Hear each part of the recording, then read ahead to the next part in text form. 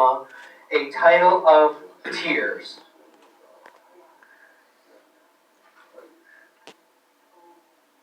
Tear, such a beautiful, simple word that denotes love, compassion, caring, and yet sometimes pain. My first tear came when I was born. I could imagine my mother lying in the arms of my mother, looking up at my father and the old-time doctor who delivered me. That was my first tear. There were many tears after that. Growing up, we had tears when I fell, when I did something wrong. I had tears.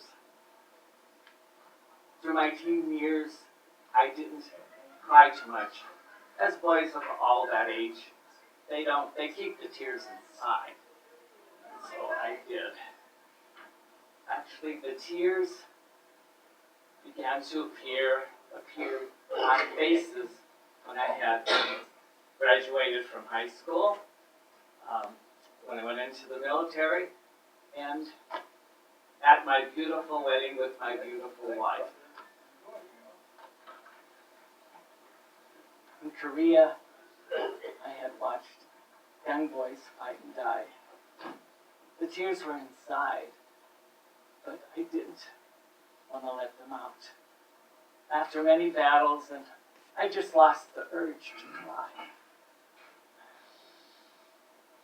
When I came home, I had the same body I went in with, the same mind I went in with, but my mind was full of hell that I lived through. When I was home, years went by and I lost my grandmother, my father, my youngest brother, and one of my daughters.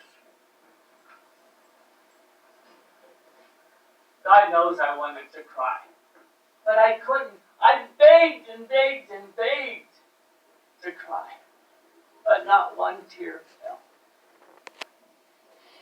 And then, a few years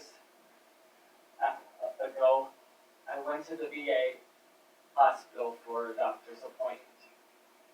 I sat in a waiting room, and there across the room was an African-American man. He was wearing a Marine cap, and he was covered with a blanket. We were about the same age, so I wondered if he was in Korea. So I went over to talk to him, and he was.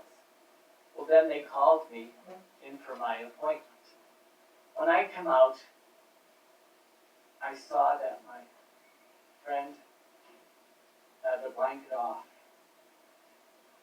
And I saw that he was missing an arm and a leg.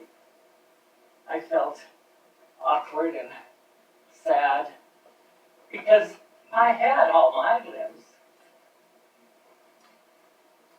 Anyway, when I was ready to leave and saying goodbye to my friend, he grabbed my hand and he said,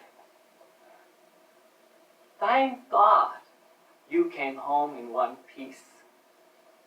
Well, I knelt down beside him and I pictured myself in the wheelchair. And then in there, I started to cry. And he did also. Well, then the people in the room were crying too. It took so long. But maybe it was written in heaven that way.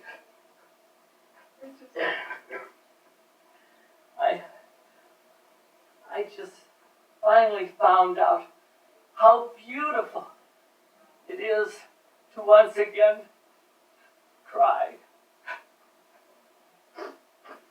Thank you. I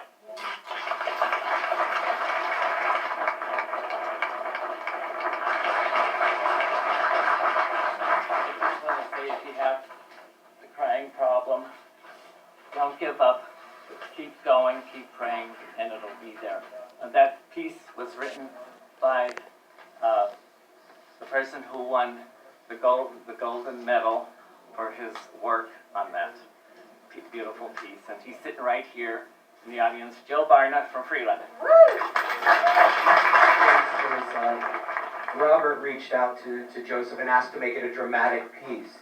So he built all that around what Joseph had put together. So both together, collaborating, made a beautiful performance. So thank you both for what you did. Let's give him a round of applause. But yeah, Joseph won the gold medal nationally for that. That's what I was talking about earlier, is using experiences within your life, putting them into words and sharing them. That can be very hard for people, but it can be a great release as well, to deal with things that you have going on in your life, and it makes something extremely beautiful in the end. How long have you been performing for? I've been wondering this every year. How long have you been performing for?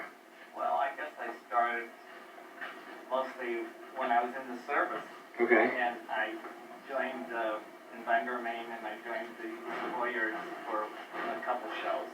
We did Guys and Dolls and something else. So, And then after that, off and on through the years. very seasoned performer that you are. It's amazing, and thank you for sharing your talents with us.